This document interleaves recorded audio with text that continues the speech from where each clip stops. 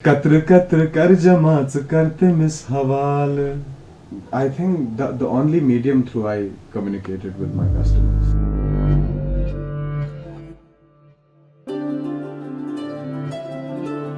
अस्सलाम वालेकुम नाजरीन, कश्मीर लाइव पॉडकास्ट में आप सबका इस्तकबाल है। मैं हूं शादाब किलानी और आज हमारे साथ मशहूर और मकबूल बिजनेसमैन जो कश्मीर के हैं जावेद पारसा साहब जुड़े हुए हैं। वेलकम टू द शो पारसा साहब। बहुत शुक्रिया, thank you very much. Javed भाई, अगर हम शुरू करें इस बात से, आप बांडीपुरा में रहते हैं जी, तो बांडीपुरा में अभी तक कोई आउटलेट क्यों नहीं है पारसास का? ये सवाल मेरे सोशल मीडिया कमेंट्स में अक्सर पूछा जाता है और इसके पीछे कोई एक वजह है जो मैं बताना चाहूँगा आपके मीडियम से। आज रिवील कर दीजिए। बिल्कुल बिल्कुल। क्योंकि आपको पता है कि बांडीपुरा जो है अभी रिसेंटली टूरिज्म मैप पे आने लगा है, जब से लोग गुरेज को एक्सप्लोर करने लगे हैं। और अगर बांडीपुरा की बात की जाए, Wular has become a very prominent tourist spot and if you talk about Athwatoo एक जगह है वहाँ पे। तो मेरा एक ख्वाब है कि बांडीपुरा में हम 50वां आउटलेट जो है खोलें और हम अपनी हाफ सेंचुरी जो है वो बांडीपुरा में मुकम्मल करें। और ये कोशिश रहेगी कि एक it will not be just a Parsa's outlet. मैं चाहूँगा कि जो बांडीपुरा की जो अहमियत है जम्मू कश्मीर की रियासत में कल्चर या एजुकेशन को लेके, आपको पता है बांडीपुरा इज नोन फॉर इल्म, आब एंड अदब। So I will definitely try to do something more than a Parsas outlet which could be a cultural center or तो कुछ आइडिया दे सकते हैं आप हमको कि क्या होगा more than a Parsas? ज़्यादा डिटेल में नहीं जाऊंगा, but definitely something bigger than Parsas, and that will happen only when we achieve the 50th outlet mark इंशाल्लाह। अभी तक कितने आउटलेट्स हैं आपके? अभी रिसेंटली हमने 35वीं ओपनिंग की है। ओके जी। सो जावेद भाई, बहुत सारे आउटलेट्स हैं, 35 इज अ बिग नंबर। और जम्मू कश्मीर में शायद इतनी बड़ी चेन कोई नहीं है, कश्मीर में तो बिल्कुल भी नहीं जी। तो सबसे अच्छा आउटलेट आपका कौन सा चलता है, बेस्ट इन बिजनेस टर्म्स? देखिए, अगर बिजनेस की बात करें, हर आउटलेट का एक बेस्ट और लोवेस्ट फेज रहता है साल का। बट अगर हम पामपोर की बात करें, Pampore is one of the best performing outlets. अगर आप विंटर की बात करें या पीक टूरिज्म की बात करें तो Tangmarg is on the top. और ऐसे ही जब हम जम्मू में ऑपरेशनल थे तो जब दरबार मूव वगैरह होता है तो हमारा जो प्राइमरी क्लाइंटल है कश्मीर का वो जम्मू माइग्रेट करता है। तो जो सर्दियों की छुट्टियां होती है जो लोग जम्मू जाते हैं तो जम्मू में काम कभी ज्यादा बढ़ता है। So I would not say there is one best outlet, but yes, every outlet has its best and the bad month in a year. तो कुछ आउटलेट्स आपके ऐसे हैं जो यूनिवर्सिटीज के आसपास हैं या कॉलेजेस के आसपास हैं, सो कुछ स्पेसिफिक रीजन था उनके आसपास खोलने का? आई थिंक ये दोनों आउटलेट जो हमने यूनिवर्सिटीज के आसपास खोले थे, ये that was around the beginning of our journey. और कहीं ना कहीं मैं भी जैसे I was also going through a learning phase, और मुझे भी ये अंदाजा नहीं था कि how will the overall performance impact for the annual business. जैसे सर्दियों में काफी लंबी छुट्टियां होती हैं, गर्मियों में छुट्टियां होती हैं, और आपको याद होगा जब भी कोई रिस्ट्रिक्शन होती थी कश्मीर में कोविड को लेके या किसी और चीज को लेके, सबसे पहले कॉलेजेस में जो है कामकाज बंद होता था। तो आई थिंक मेरी ये कोशिश थी कि मैं स्टूडेंट्स को केटर करूं, but from business point of view हमें जो है we would get the least number of working days. Friday, Saturday, Sunday mostly campuses में कम एक्टिविटीज होती हैं। तो मैं यही कहूँगा कि आई थिंक हमारी कोशिश ये थी कि हम यूनिवर्सिटी या स्टूडेंट कॉलेज के स्टूडेंट्स को केटर करें, but in the long run I don't think from business point of view it was a great idea, क्योंकि 3-4 बजे के बाद लोग नहीं रहते। और ये दोनों कैंपसेस जो है काफी ऑफ एरियाज में, जहाँ पे हमें लोकल जो वॉक इन है लोगों का, वो उनको एक्सेसिबिलिटी नहीं मिलती थी। SSM and IUST, SSM and Awantipora outlet. Okay, so Parsa's का एक पर्टिकुलर थीम है जी, जिस थीम को फॉलो किया जाता है हर एक आउटलेट में, that green and white scheme in the background. तो कुछ है स्पेसिफिक रीजन इसका कि एक पर्टिकुलर थीम को हम फॉलो करेंगे? जी, सब्ज रंग पहले मुझे खुद बहुत पसंद है। मैं आज भी सब्ज पहन के आया हूँ, और मेरे नाम का मतलब है शादाब एवरग्रीन। शादाब एवरग्रीन, बिल्कुल। इसके पीछे एक बहुत बड़ी वजह है कि जब आप ग्लोबली आप किसी भी फूड चेन में अगर देखेंगे तो जब कस्टमर किसी रेस्टोरेंट के अंदर जाता है तो जो कलर्स है उनका काफी इम्पैक्ट होता है आपके आपकी जो मेंटल स्टेट होती है, आप किस मेंटल स्पेस में अंदर जा रहे हैं. So green always has a very positive impact on one's mental state, and green is also the color of peace.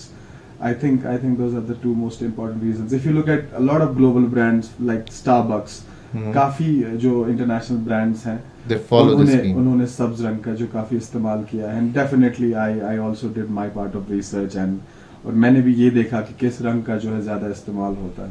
देखिए, हम जावेद भाई अक्सर देखते हैं कि आपने जॉब छोड़ी, वापस आए, काठी जंक्शन की फ्रेंचाइजी ली, then you started Parsa's. So सुनने में बहुत एक इजी सा प्रोसेस लगता है, लेकिन what was the struggle behind starting Parsa? क्योंकि एट अ सिंगल पॉइंट आप सुबह उठ के ऐसे नहीं जाएंगे कि आज कर पन आउटलेट शुरू. तो पारसा को वो बनने में जहन में कितना वक्त लगा था, फिर उसको फिजिकली अपेयर होने में कितना टाइम लगा?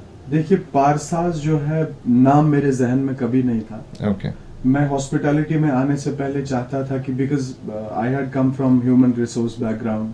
उससे पहले मैंने बैचलर्स जो है वो इंटीरियर डिजाइनिंग में डिग्री मैंने की थी, जिसका मैं बखूबी इस्तेमाल कर रहा हूँ अपने आउटलेट्स के डिजाइन में, जो भी space allotment. So you design your outlets? बिल्कुल. I am the only designer of my outlets. तो आई ऑलवेज बिलीव्ड कि अगर मैं किसी एग्जिस्टिंग सिस्टम के साथ जुड़ जाऊं, उनके साथ काम करूं और काम सीखूं, and then on a later stage I would consider doing something of my own.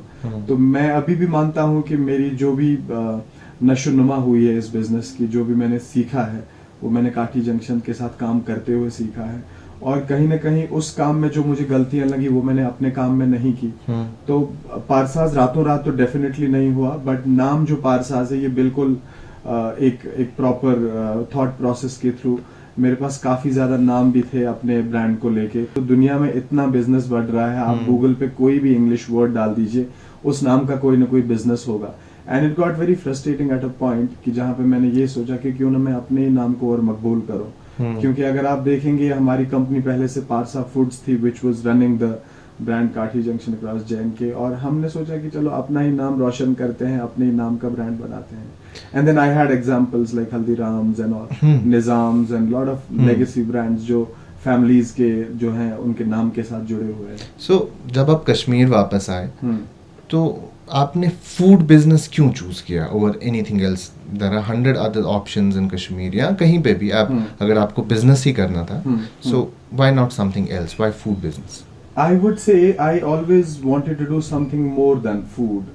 Even if you remember our Kathi Junction times, हम लोग खाने के लिए कम और एक्टिविटीज के लिए ज्यादा जाने जाते थे. I take pride in saying that we were the first brand from Srinagar, from Kashmir, to start the culture of open mic events. आपको पहली बार लगा एक रेस्टोरेंट में खाना खाने के बगैर और भी कई काम हो सकते हैं. आप वहाँ पे एक म्यूजिकल गैदरिंग कर सकते हैं, आप किताब पढ़ सकते हैं, आप एक बुक बैंक क्रिएट कर सकते हैं, आपके समाज में जो प्रॉब्लम्स हैं आप जाके उनको डिस्कस कर सकते हैं, आप रोड सेफ्टी कैंपेन कर सकते हैं, आप एक रेस्टोरेंट के मीडियम से पढ़ाई के लिए बुक्स रेज कर सकते हैं. एंड आई पर्सनली अगर मेरी बात की जाए, मैं जितने भी मेरे साल बाहर गुजरे हैं, मेरा घर या मेरा हॉस्टल का जो रूम है वो खाने के लिए जाना जाता था. मैं हमेशा मेस एक्टिविटीज में बहुत हिस्सा लेता था.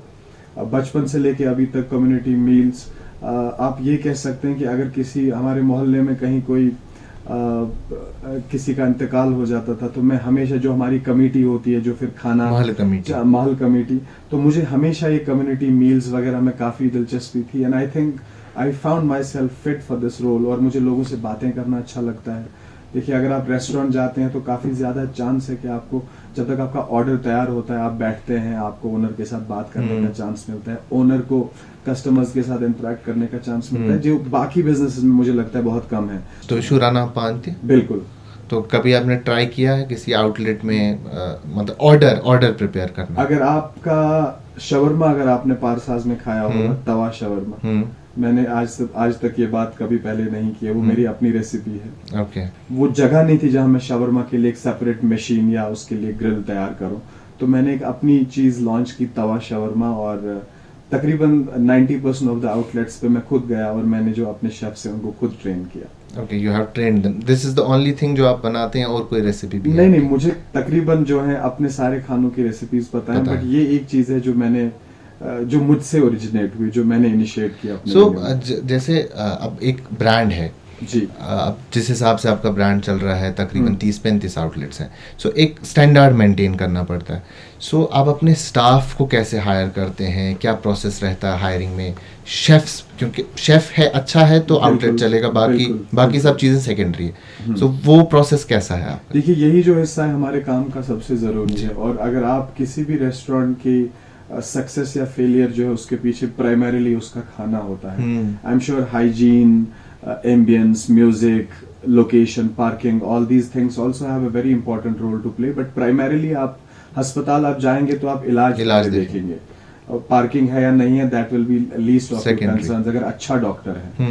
तो मेरा ये मानना है कि शेफ्स ही जो है वो जान होती है, वो दिल दिमाग होता है रेस्टोरेंट का। और मेरा जो सारा सिटी सेंटर है जो हमारी प्राइमरी प्लेस ऑफ बिजनेस है, so we have always use that place as the training centre. उसके बाद when we are convinced as the brand owners कि हमें पता है कि ये 2 लोगों से अब जो है आगे सिस्टम बढ़ाया जा सकता है, और उसके बावजूद भी लूप होल्स रहते हैं, कहीं शिकायत आती है तो always there to rectify. We have a dedicated team who always visits, like 2 chef हमारे पास ऐसे रहते हैं जो बिल्कुल काम नहीं करते हैं सारा सिटी में, हु आर जस्ट देयर। किसी आउटलेट से कोई प्रॉब्लम हो, कहीं से कोई कंप्लेंट आए, so we make sure to control. But despite all of this, I'm sure there is 5-10% variation sometimes. Ups and downs रहते हैं। और 2 इंसानों के हाथ में थोड़ा फर्क होता है, क्योंकि ये बिल्कुल मैनुअल जॉब है।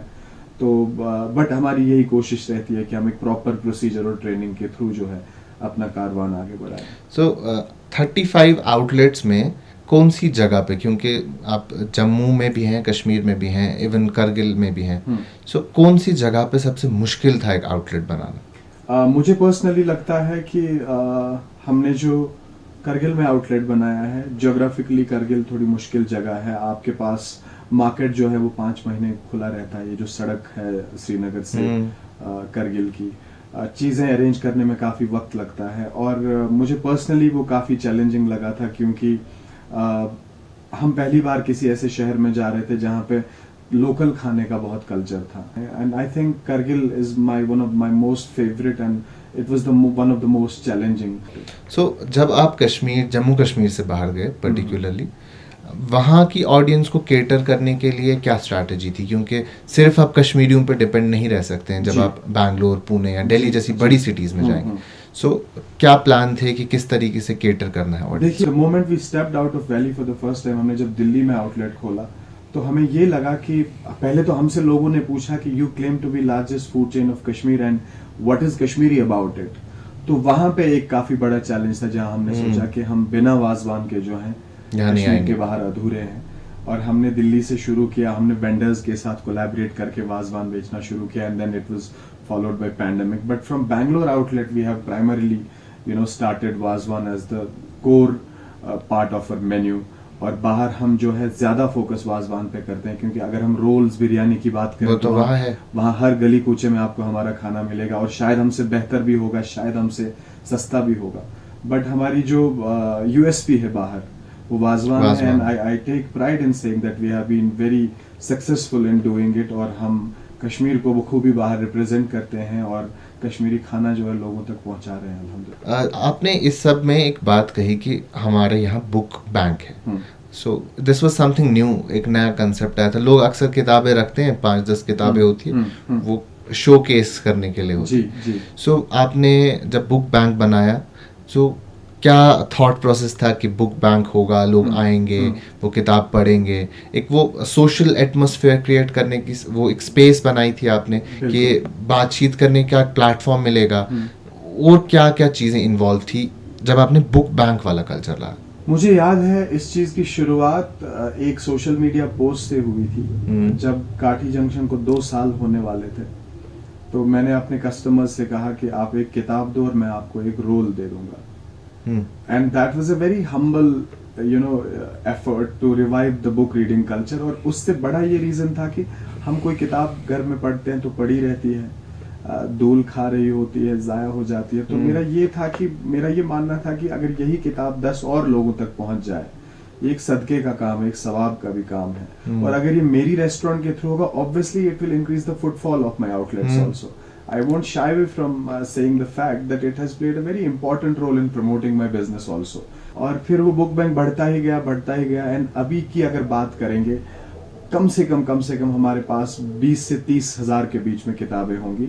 मतलब मैं जब एक बुक दूंगा फिर ही मैं आपसे कोई किताब ले सकता हूँ ये पढ़ने के रिसेंटली लिए। हमने इम्प्लीमेंट किया Okay. 3 साल पहले, क्योंकि हमें लगा था कि अगर हम ऐसे किताबें खैरात में देते रहे जो हमारी भी नहीं है तो हमसे कभी हमारे डोनर आके पूछ सकते कि हमारी किताबों का क्या हुआ उससे जो रेगुलर हो कस्टमर रहेगा। Yes there are donors and borrowers जिनके लिए कोई बार ही नहीं, वो 5 किताबें भी उठाए, हमें पता है कि ये जो है रिलीजियस हैं बुक रीडिंग को लेके, और इनको पता है कि एक किताब अमानत है और ये किताब जितनी जल्दी खत्म हो सके पढ़ के वापस लेके आनी है। सो इसके अलावा आपके आउटलेट्स में एक चीज़ देखी गई है जो मैंने पर्सनली नोटिस की है कि जब शुरू में आपने काठी जंक्शन शुरू किया, एक वो सेल्फी वाला कल्चर था जी कि आप अपने कस्टमर के साथ सेल्फी लेते थे, then you post that selfie on your social media. So वो चलता गया। उसके बाद यूजुअली ओनर्स जो होते हैं या जो जिनका आउटलेट होता है वो अपने कस्टमर के पास जाके बात नहीं करते उनसे, खाना है खा लेंगे चले जाएंगे। सो आपने वो बात करने वाली चीज़ शुरू की। सो वो सोशल स्पेस क्रिएट करने का कुछ रीज़न था। What made my brand stand out was my involvement with the people and Yes. and my initiatives and how I would react to any situation or calamity that came upon us.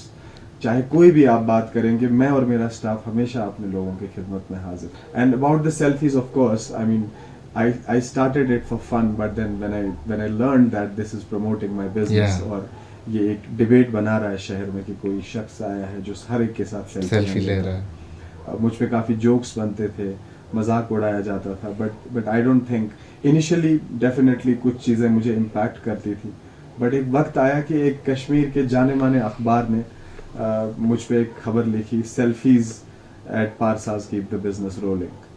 तो जब ऐसा होने लगा मुझे लगा नहीं, दुनिया में कोई भी पागल बनो, एक पॉइंट पे लोग जो है उसे सीरियस लेते हैं और उससे सीखते हैं। सोशल मीडिया ने कितना इन्फ्लुएंस किया या इम्पैक्ट किया आपके बिजनेस को? I think the only medium through I communicated with my customers. I owe it to social media and this digital age कि मैं आज आपके सामने बैठा हूँ और बात कर रहा हूँ। सो इससे इम्पैक्ट हुआ, बिजनेस बड़ा, ग्रोथ हुई, लोगों तक बात पहुंची, सब कुछ इसी से हुआ। वर्ड ऑफ माउथ ठीक है, लोगों ने बातें की, लोगों ने सराहना की, लोगों ने जो है मेरे खाने को सराहा, लेकिन सोशल मीडिया एक ऐसी जगह थी जहाँ पे जाके मैं अपनी जो अचीवमेंट्स है उनका जिक्र करता था, मैं अपने ऑफर्स के बारे में लोगों से बात करता था। अब मैं कमेंट करूंगा, इंस्टेंटली आप तक वो बात आ जाएगी, आप तक बात पहुंच जाएगी और So आप you उसका work on action that? ले सकते हैं। बिल्कुल बिल्कुल।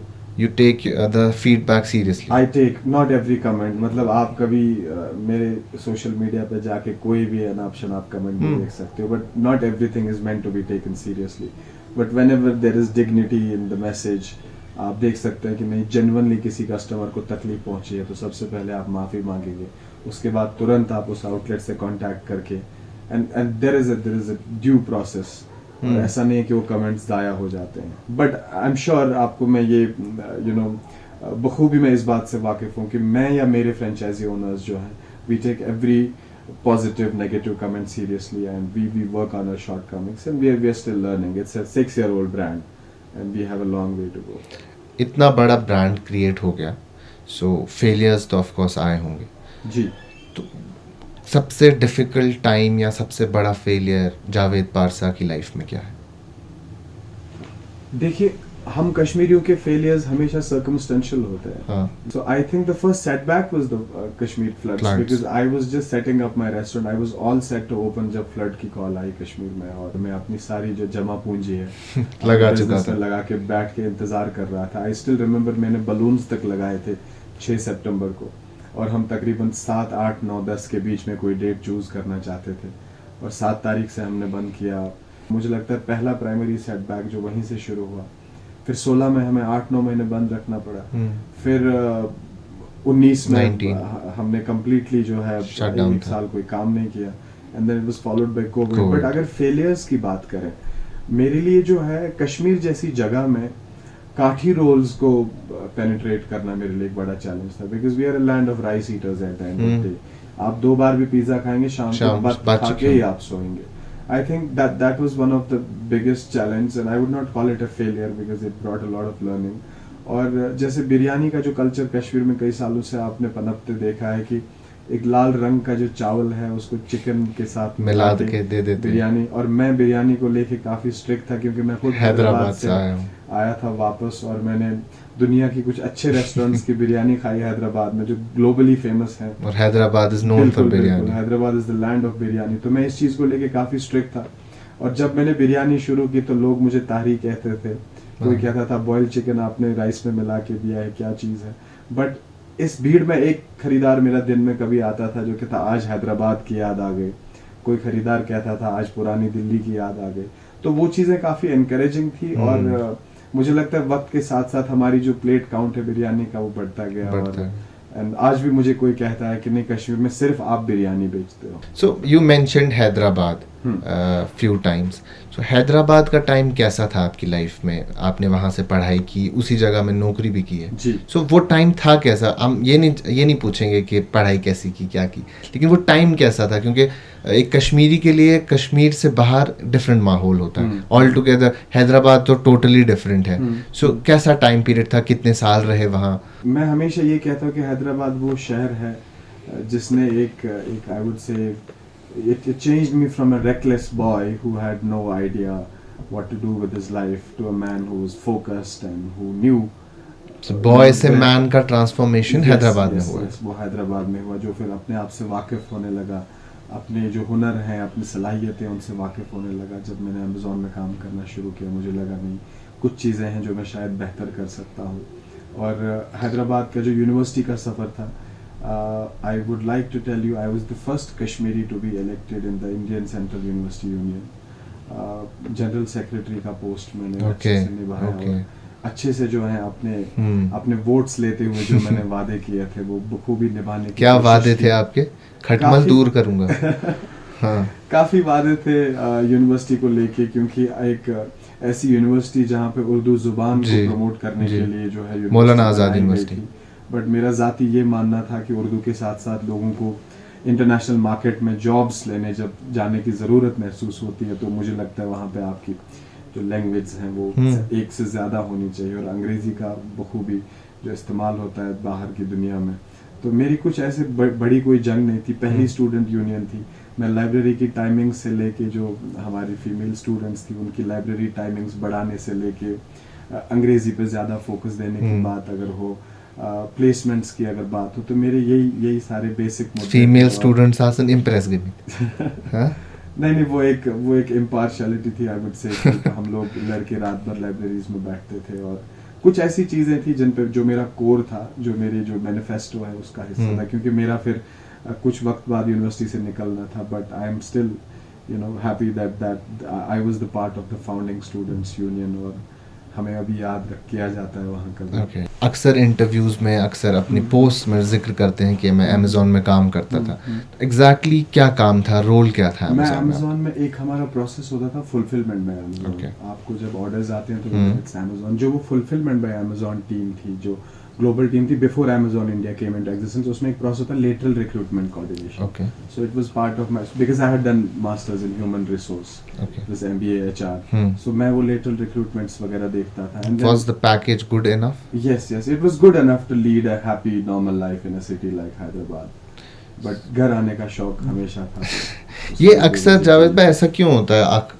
इंजीनियरिंग बैकग्राउंड वाला लड़का इंजीनियरिंग छोड़ता है, फिर वो जिंदगी में कुछ बड़ा कर देता है, या तो वो कम्प्लीटली फेल हो जाता है। देखिए मैंने इंजीनियरिंग ही छोड़ी। हाँ, वही तभी मैंने पूछा। मैंने इंजीनियरिंग मैकेनिकल इंजीनियरिंग छोड़ी है तीसरे साल के ख़त्म होने के बाद।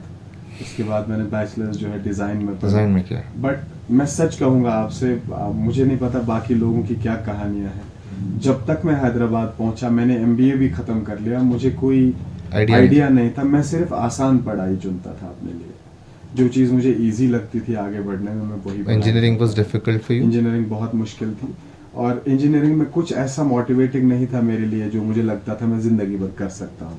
तो मैंने जितनी भी पढ़ाइयाँ की हैं, जितनी डिग्रीज की हैं, डिप्लोमाज की हैं, वो कभी कुछ करियर ओरिएंटेड नहीं थे कि ऐसा नहीं मैंने सोचा था कि नहीं अब मैं ये करूँगा तो ये कोई करियर होगा। and I think in my case it was all luck and destiny, and I just kept doing. सो मतलब इंजीनियरिंग 3 साल बाद छोड़ के जी। इंटीरियर डिजाइनिंग में जाना वाज जी। चांस, हाँ? Just because it was easier, and I thought this is something that मैं करूँगा। I would have more interest. फिर इंटीरियर डिजाइनिंग से एमबीए उसके में बाद जाना, काम भी किया डिजाइन के फील्ड में थोड़ी हाँ। देर, बट नहीं हो मजा पाया। नहीं आया। नहीं मजा आया, किक नहीं मिली। मतलब I still love designing places, I still design my own outlets, I take interest in design.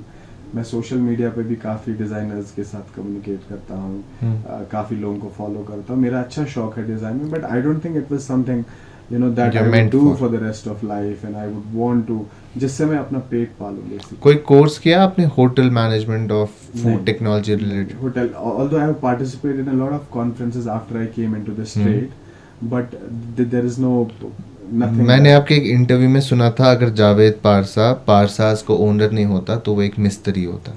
हो सकता था। हाँ, वो क्या स्टोरी है? मुझे ऑटोमोबाइल्स में इंटरेस्ट था। मेरे अंकल हैं एक, वो हमेशा स्कूटर्स खोल के बैठे रहते थे और मैं लगा रहता था पीछे नट बोल्ट्स अरेंज करने में। मुझे शायद मशीन्स में ज्यादा शौक था इससे। करते हैं आप घर के रिमोट ठीक? हाँ, कुछ भी प्रॉब्लम होती तो I will at least try. You are the one जिसको बुलाया जाता है। मतलब बिजली फिटिंग कार छुते असल कुछ कर चीजें इंस्टॉल करनी होगी, कोई फ्रेम की अलाइनमेंट सही करनी होगी, I will take the lead. So Javed भाई, आपका गाना आया लास्ट ईयर पारसाज का, कत्र कत्र। क्या स्टोरी थी कत्र कत्र शुरू करने की? गाना बनाने का क्या सोचा आपने कि गाना बनाया जाए, पारसा का लफ्ज़ उसमें इंक्लूड किया जाए? और कश्मीर के काफ़ी बड़े नाम थे, मुनीम भाई थे या अली भाई थे, काफ़ी अच्छे नाम थे, यावर अब्दाल थे, तो उन सब को इंक्लूड किया आपने, एक गाना बनाया, एक स्टोरी दिखाई। So what was the reason? देखिए, कत्र कत्र पारसा के पीछे जो फिलॉसफी है वो मेरे अभी रिसेंटली जो है नाना जी इंतकाल कर गए हैं, तो हमारा ये एक शौक था कि हम लोग जो 30 आउटलेट और 5 साल पारसाज के हैं उसको एक जो है उसको एक मेमोरी बनाए और कुछ करें जो हम पिछले 4 एनिवर्सरीज में नहीं करते थे। और मेरी मुनीम भाई से जो है वो मेरे मेंटर रहे हैं काम में, भले ही वो रेस्टोरेंट फील्ड से नहीं है, लेकिन जो ज़ाती मामलात होते हैं इंसान के, मैं हमेशा उनसे बात करता हूँ। और एंड आई बिलीव कि हम लोगों की जो स्ट्रगल्स है कश्मीरियों की कहीं ना कहीं तक बहुत सिमिलर हैं। हर एक फील्ड में जो है अपनी जो जद्दोजहद लोग करते हैं, तो हम हमेशा एक दूसरे से बहुत कुछ सीखते हैं। जब भी आप शेल ब्रेक करने की कोशिश करते हैं, रेगुलर से थोड़ा बाहर जाने की कोशिश करते हैं, सरकारी नौकरी के बगैर कुछ और करना चाहते हैं, तो एक जो है एक सॉलिडारिटी, एक बाहमी हमदर्दी जो है ऐसे लोगों के बीच में होती है। तो मैंने मुनीम भाई के साथ ये डिस्कस किया, तो मुनीम भाई ने बिल्कुल मुझसे कहा कि बिल्कुल करेंगे। और मेरा शौक था क्योंकि ये सारे आर्टिस्ट जो हमारी एज के सबसे ज्यादा सुनने वाले जो आर्टिस्ट जिनको सुना जाता है, मुनीम भाई हैं, खालिद हैं परवाज के, और यावर अब्दाल हैं, अली सैफुद्दीन हैं। हमने उसमें एक फीमेल वॉइस भी लाई थी जिनका वो पहला जो है परफॉर्मेंस था, उनका नाम जो है सिफर हमने रखा था बिकॉज ऑफ सर्टेन रीजंस। तो हम जब ये कर रहे थे तो मुनीम भाई ने मुझसे कहा कि आप मुझे बस एनेक्डोट्स और वॉइस नोट्स भेजते रहो, तो कि आपको क्या क्या चाहिए। हाँ, ये गाना किस तरफ जाना चाहिए, किस डायरेक्शन में आप लेना चाहते हो इसे।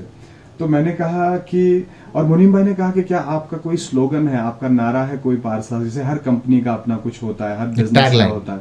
मैंने कहा नहीं मुनीम भाई, लेकिन हम जब कोई भी ओपनिंग करते हैं, हमारी एक रस्म होती है बर्नर जलाने की, हम उसमें दुआ करते हैं, और मैं दिल से उस वक्त मांगता हूँ कि खुदा सबा चोन शी माल चेशी हवाल चीरेज जवाल निश येल नेक तिलनी ज़िबा ईमान कलमे हक है ज़बर ज़बान ला इलाहा इल्लल्लाह मुहम्मद रसूलुल्लाह सल्लल्लाहु अलैहि वसल्लम। तो ये जो दुआ है मेरे नाना जी मेरे लिए करते थे जब भी मैं वहां जाता था, मेरे सर पे हाथ रख के। तो आई थिंक वो कत्र कत्र पारसा जो है उसी से डिराइव किया गया कि अगर आप दूसरी लाइन देखेंगे, कत्र कत्र कर जमत से करते में सवाल, मतलब आप अपने जो है थोड़ा गा के सुना सकते हैं आप, क्योंकि मैंने देखा है आपको अक्सर गाते हुए, थोड़ा अगर गा देंगे आप। बेहुरमती होगी मुनीम भाई की, अगर मुनीम भाई की लेवल तो हम मैच नहीं कर सकते कोई भी। कत्र कत्र कर जमात करते मिस हवाल रचवा दसुई करीच करते मिस हवाल कारवा है ख्वाब का जिसका दिल हो पारसा, जो छुपे हैं दाग वो रोशनी बनेंगे वो। So you sing beautiful. शुक्रिया। You sing beautiful.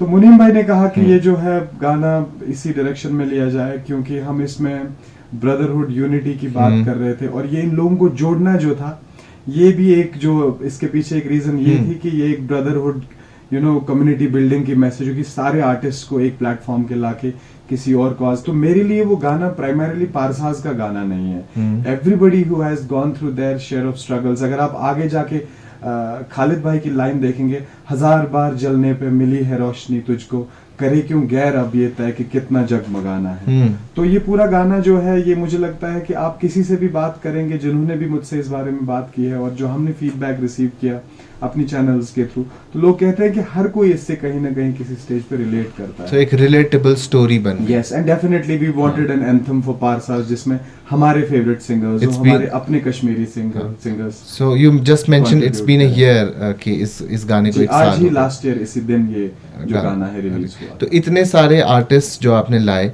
कुछ डिफिकल्टी थी टू कन्विंस देम, बिकॉज बड़े आर्टिस्ट हैं, बड़े नाम हैं, एक लाइन या दो लाइंस गानी है।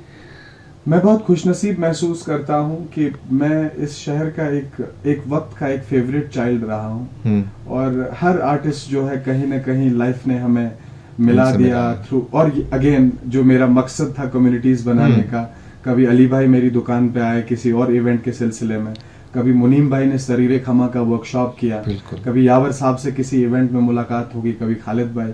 तो आई थिंक मैं बहुत खुशनसीब महसूस करता हूँ कि मुझे बहुत ज़्यादा स्ट्रगल नहीं करनी पड़ी ये सब एग्जीक्यूट करने में, क्योंकि कहीं ना कहीं मेरे सफ़र के साथ जो है सब लोग रिलेट करते थे।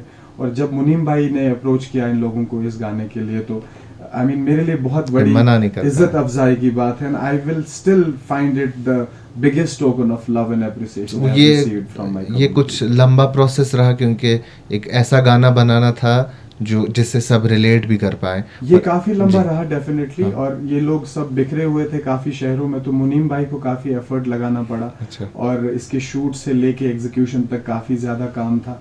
और मैं ये आपके मीडियम से जरूर बताना चाहता हूँ कि from artistic point of view हमारी ये कलेक्टिव कोशिश थी कि हम लोग जो है एक प्लेटफॉर्म जो है प्रोवाइड करें और एक जरिया बन जाएं लोगों के लिए, और आगे जाके ये मिसाल कायम करें कि हमारे जो अपने आर्टिस्ट हैं, हमारे जो अपने फनकार हैं, हम कैसे उनके टैलेंट का इस्तेमाल कर सकते हैं अपने काम में, अपने बिजनेसेस को प्रमोट करने में, एक उनके लिए अपॉर्चुनिटीज पैदा करने में। सो कैसा रेस्पॉन्स था इस गाने को लेके, क्योंकि ये अब एक एंथम बन गया है, काफी अच्छा बन गया। और मुझे याद है जब हमने इसे रिलीज किया तो पामपोर में सैफरन जो फ्लावर पिकिंग सीजन चल रहा था, और पहली रील जो किसी नॉन पारसाज ऑर्गेनाइजेशन या इंडिविजुअल से आई थी, वो एक लड़का था जो अपने जो छोटे पेटल्स उठा के उसमें डाल रहा था अपने बास्केट में, और उसने उसमें गाना डाला था, कत्र कत्र कर जमा करते में सवाल। अभी रिसेंटली हमने देखा कि आपने एक नई गाड़ी खरीदी है जी। सो उस पे एक कैप्शन था कि वो स्टोरी आप खुद अगर बताएं ज़्यादा बेहतर है। आपने जीप पैटर्न वाली गाड़ी ली, सो जीप के साथ क्या लगाव है, क्या स्टोरी है जीप के पीछे? देखिए, जीप नहीं जिप्सी मैं कहूँगा। जिप्सी पहली गाड़ी है जिससे मैंने गाड़ी चलाने की कोशिश की है। मेरे डैड के चाचा हैं, मतलब मेरे दादाजी के छोटे भाई, वो एक बहुत जाने माने फॉरेस्ट वाइल्ड लाइफ ऑफिसर थे।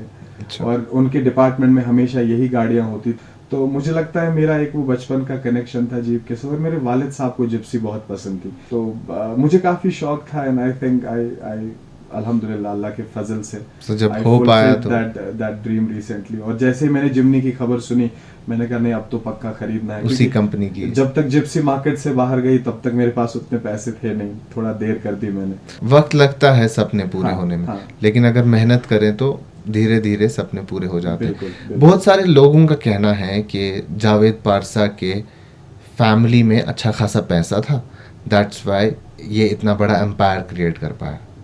सो किस हद तक सही है, आपका कितना कंट्रीब्यूशन है, फैमिली का कितना? देखिए, अल्हम्दुलिल्लाह मेरे वालिद साहब के पास एक सरकारी नौकरी थी, वो कारपेंटर थे, फिर उनने कारपेंटरी पढ़ाई पूरी ज़िंदगी। इतने पैसे थे कि मैं स्कूल जा पाया, मैं कपड़े पहन पाया। बट जो भी मैंने बिजनेस में जो इन्वेस्टमेंट्स किए हैं, तकरीबन जो है वुड से कि उसका जो ज़्यादातर हिस्सा है वो मेरा जो है सैलरी से, सेविंग्स या अपनी जो कमाई है। और I mean I don't know how to react to this question, and मैं कभी वो एक पॉइंट प्रूव करने के लिए नहीं आया था, और ना ही मैं इस नीयत से आया था कि बड़ी कोई रेस्टोरेंट चेन बनेगी। मैं अपना रोज़गार जो है ढूंढते ढूंढते वापस घर आया, और मुझे यहाँ काम करने की वजह चाहिए थी, अच्छी वजह, जो मैंने आपसे कहा कि मुझे लोगों के साथ उठना बैठना, अपने लोगों में काम करने का बड़ा शौक था। तो अब कहानियाँ, लोग बहुत बातें करते हैं और आई थिंक अब ऐसा वक्त आया कि मैं अब कई बातों के बारे में सोचता भी नहीं हूँ। बट मैं आपसे कहूँगा कि मैंने ज़िंदगी में बहुत कोशिश की है कि मैं अपने सपने पूरे करूँ। क्योंकि ये चीज़ उन लोगों के लिए एक इंस्पिरेशन हो सकती है बिल्कुल। जो मेरे जैसे 20-30 साल के नौजवान लड़के लड़कियां हैं जो काम करना चाहते हैं, अपना काम करना चाहते हैं, लेकिन उनके पास एक वजह होती है कि हमारे पास पैसा नहीं है, काश हमारे घर में इतना सपोर्ट होता, फाइनेंशियल सपोर्ट होता तो हम कुछ कर पाते।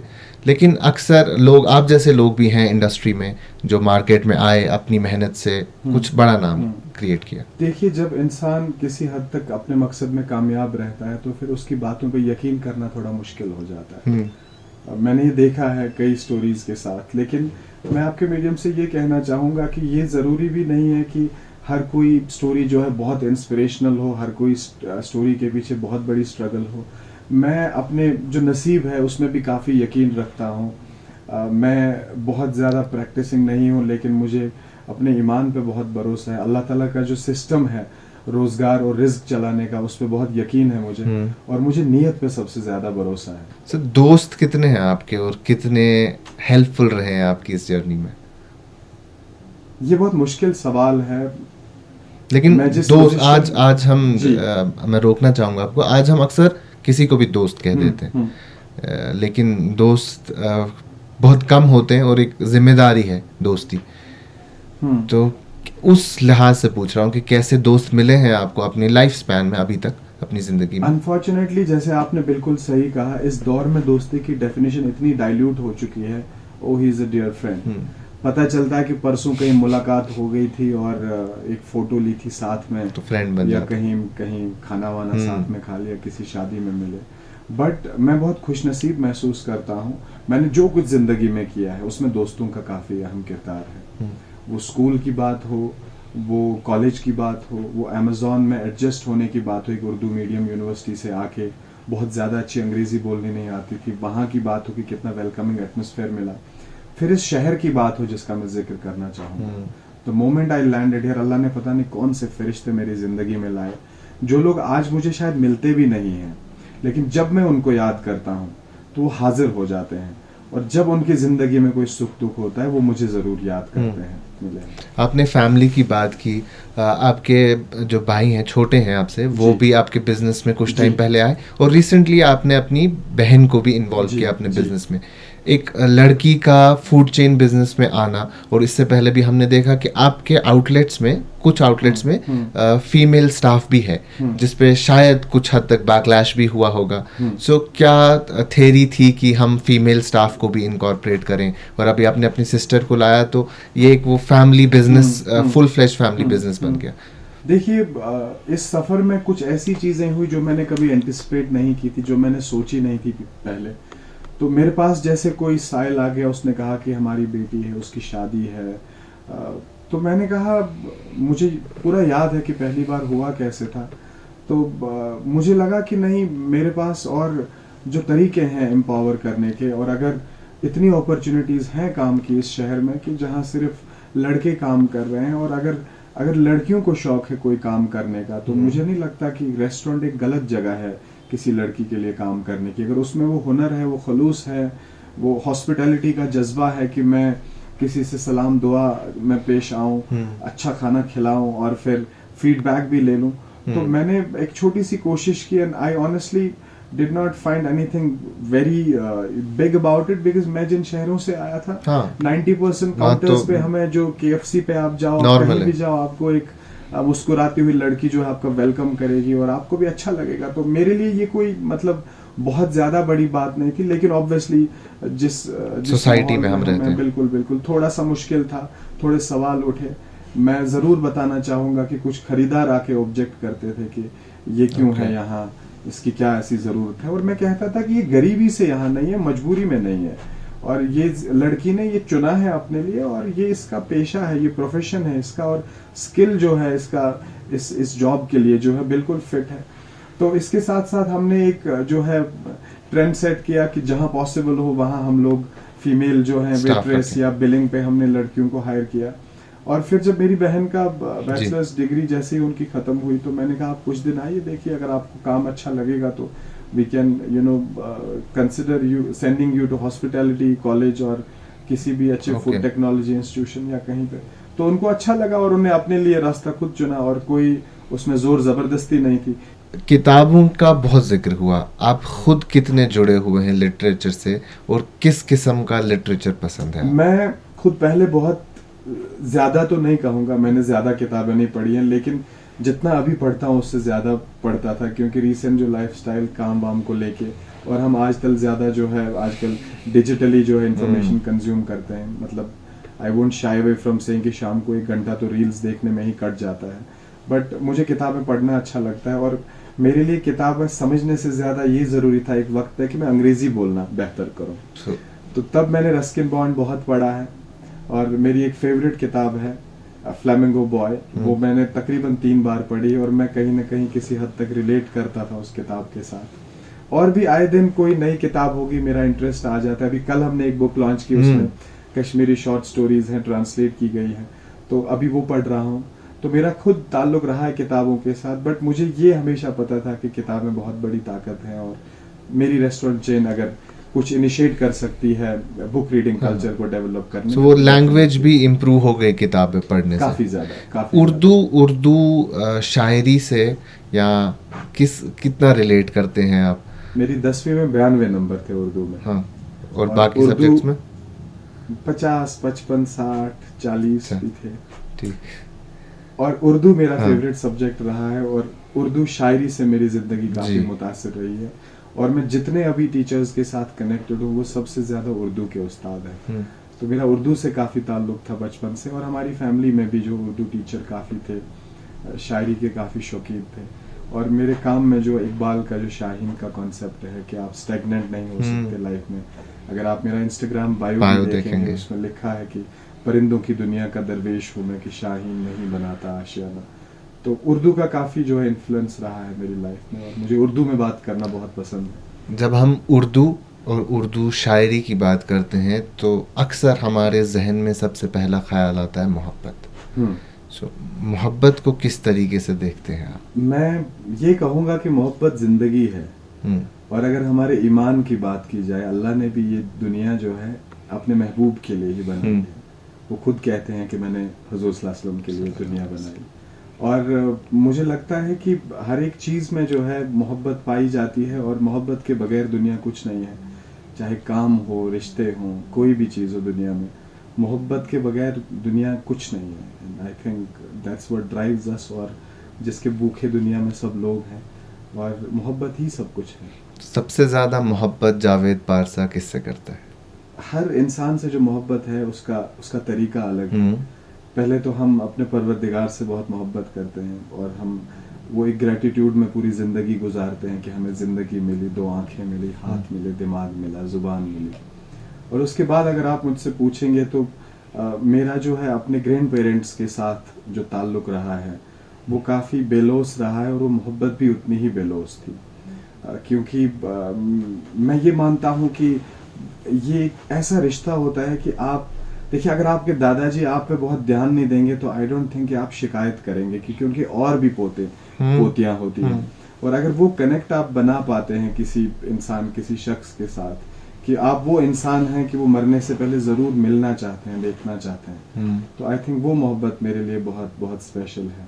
और उसके बाद हम दोस्तों से प्यार करते हैं। हमारी ज़िंदगी में काफ़ी तरह की जो मोहब्बतें हैं वो आती रहती हैं, और कोई काम से मोहब्बत करता है, कोई किसी शख्स से मोहब्बत करता है। आपके लिए जो जावेद पारसा कौन है आपके लिए? क्योंकि you know Javed Parsa better than anyone else. हम जानते हैं जावेद पारसा एक एंटरप्रेन्योर, हम जानते हैं जावेद पारसा को जो एक फूड बिजनेस चलाते हैं, बट जावेद पारसा एक्चुअली कौन है?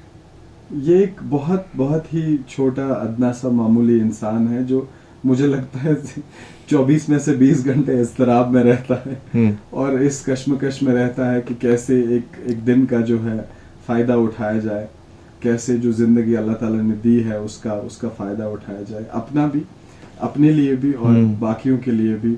और मुझे यही लगता है हमेशा कि अगर आप ज़िंदगी का जो असली फ़लसफ़ा देखेंगे, काम का तो उसमें बहुत बहुत डिफरेंट रोल है, लेकिन आपके जो इटर्नल गोल्स होते हैं कि आप जा रहे हैं अपने क्रिएटर के पास वापस, और आप क्या लेके जा रहे हैं और आप क्या करके जा रहे हैं। आप तो यहाँ आए हैं कुछ वक्त गुजारने के लिए, और हमारा मानना है कि इसके आगे भी ज़िंदगी है, और हम अकाउंटेबल हैं, हम यहाँ क्या करते हैं। मेरा यही मकसद है कि मैं एक मामूली इंसान हूँ और एक मामूली तरीके से जो है दुनिया देखता हूँ, और अपने लिए, दूसरों के लिए उम्मीद बनने की कोशिश में दिन गुजारता हूँ। That's who I am. So Javed भाई, हमारी ऑडियंस के लिए mostly those who want to start something on their own, कुछ अपना बिजनेस करना चाहते हैं, और अक्सर लोग कहते हैं कि वक्त आएगा देख लेंगे कैसे होगा क्या होगा, तो कुछ टिडबिट्स हमारे दोस्तों के लिए जो शुरू करना चाहें और किस तरीके से वो शुरू करें। मुझे लगता है सबसे ज़्यादा जो ज़रूरी है अभी इतने कंपटीशन के दौर में, आपकी जो ओरिजिनलिटी है आपके आइडिया की, वो कहीं से कोशिश करें कि वो कम कहीं से इन्फ्लुएंस्ड हो और सबसे ज़्यादा वो अपना हो। और आप मार्केट जो कंपटीशन मैपिंग देख रहे हैं, आप जिस ट्रेड में जा रहे हैं, जिस इंडस्ट्री में जा रहे हैं, सबसे पहले देखेंगे कितने लोग कर रहे हैं, कितनी कामयाबी के साथ कर रहे हैं और क्या चैलेंज के साथ कर रहे हैं। तो आई थिंक ये बहुत ज़रूरी है। और मैंने काफ़ी ज़्यादा जो नए इनिशिएटिव्स दिखते हैं मुझे आसपास, मुझे लगता है लैक ऑफ रिसर्च ज़रूर है। लोग ज़्यादा तवज्जो देते हैं कि हम कैसे कोई अच्छी चीज़ बनाएं और उसको सेलेबल बनाएं, ये बिना सोचे कि ये चीज़ की जो इंडस्ट्री है वो कितना फ्लरिश कर रही है और उसका क्या स्कोप है कश्मीर में, क्या हमारा कल्चर, हमारी ज्योग्राफी, हमारा वेदर उसे फेवर करता है। जैसे खाने की अगर बात करें तो आप देखिए आए दिन हर कोई जो है नया रेस्टोरेंट ब्रांड आपको दिखेगा, और आपको कहीं ना कहीं लगेगा कि 90% जो है अक्रॉस दीज रेस्टोरेंट जो है खाना तकरीबन एक ही होता है। तो इस दौर में अगर जहाँ हर कोई चीज़ अवेलेबल है, कंपटीशन बहुत है, सोशल मीडिया का ज़माना, everybody is spending loads of money on advertisement, pushing the content forward, तो आप इस भीड़ में अगर स्टैंड आउट होना चाहते हैं तो आपके पास क्या एक अलग चीज़ है जिसके लिए ख़रीदार आपके पास आ जाए। आई थिंक जब तक वो है, वो किसी भी ट्रेड में, मैं सिर्फ रेस्टोरेंट की बात नहीं कर रहा हूँ, आप कोई भी प्रोडक्ट या सर्विस अगर स्टार्ट करना चाहते हैं इस शहर में, इस स्टेट में, and I think research is very important. कैसे खुद को थोड़ा बहुत मोटिवेट किया जा सकता है? ऐसा नहीं है कि मेरी लाइफ बहुत जैसे फैंसी दिखती है सोशल मीडिया पे कि मेरी जो स्ट्रगल नहीं होगी, या मैं कभी एंक्शस नहीं रहता हूँ, या मैं किसी बुरे वक्त से नहीं गुजरता हूँ। मैंने आपसे अभी कहा कि मैं भी एक मामूली इंसान हूँ जिसके normal day to day challenge होंगे, घर पे काम को लेके, रिलेशनशिप को लेके, अपने दोस्तों को लेके, हालात को लेके। अभी कई चीज़ों से हमारी जो है जो मेंटल स्पेस है वो इम्पैक्ट होती है। बट आई थिंक इस सब के बीच में जो बैलेंस बनाए रखने का तरीका है वो ये मेरे लिए है कि मैं चाहता हूँ कि मेरा जो कोर है, जिस वजह से मैं अभी चल रहा हूँ, जिससे मेरे घर में खाना आ रहा है, मैं लीस्ट इम्पैक्ट वहाँ तक पहुँचने दूँ। और कहीं ना कहीं उस चक्कर में हम बाकी चीज़ों को नज़रअंदाज भी करते हैं, but there are reminders from the universe and Allah की। कभी कभी हमें फिर लगता है कि हम 4 दिन चुपचाप बैठ जाते हैं घर में, अपने आप से बात करते हैं, हालात का जायज़ा लेते हैं, प्रायोरिटाइज करते हैं काम को। सेहत कभी ख़राब हो जाती है। मेरा यकीन है इस बात पे कि ये सब जो होता है इंसान को एक डिसिप्लिन इंश्योर करने के लिए होता है। कभी सेहत ख़राब हो गई तो अब मैं फिक्रमंद हो गया कि मैं रोज़ उठता हूँ सुबह, रोज़ ड्राइव करता हूँ, तो ड्राइविंग थोड़ी कम करता हूँ इस महीने, थोड़ा सा अपने आप को डिटॉक्सिफाई करूँगा। कभी कभी सोशल मीडिया से ब्रेक लेता हूँ 10 दिन, कभी कभार बेसिक डेली रूटीन जो मेरा है, आउटलेट्स के साथ कम्युनिकेशन या ड्राइव करने का मुझे बड़ा शौक है, मुझे अच्छा लगता है खुद पहुंचना हर जगह पे, कभी वो कम कर देता हूँ। तो बेसिक चीज़ें हैं ये। आई थिंक हर इंसान का अपना पर्सनल है, कौन कैसे टैकल करता है ये सिचुएशंस को। सो आखिर में जावेद भाई, जो लोग आपको देखते हैं, सुनते हैं, इस प्लेटफॉर्म के जरिए भी बहुत से लोग आपको देखेंगे, एक जनरल मैसेज हमारे पब्लिक के लिए। आई थिंक अभी रिसेंटली मैं एक हेल्थ क्राइसिस से गुजरा हूँ, तो मुझे अल्लाह ताला ने जो सेहत की इम्पोर्टेंस है उसका बड़ा एहसास दिलाया है। हम इतने हेक्टिक लाइफस्टाइल में, जहाँ सोशल मीडिया ये सब जो रंगारंग ज़िंदगी हम गुजारते हैं, और इस बीच में हम शायद अपना जो है सेहत पे बहुत कम ध्यान देते हैं। तो मेरी जो आवाम से और ख़ासकर नौजवानों से दरख्वास्त है कि अपनी सेहत को प्रायोरिटी बनाएं, क्योंकि जान है तो जहान है। Thank you so much Javed, thank you so much. So this was Javed Parsa. So keep watching Kashmir life.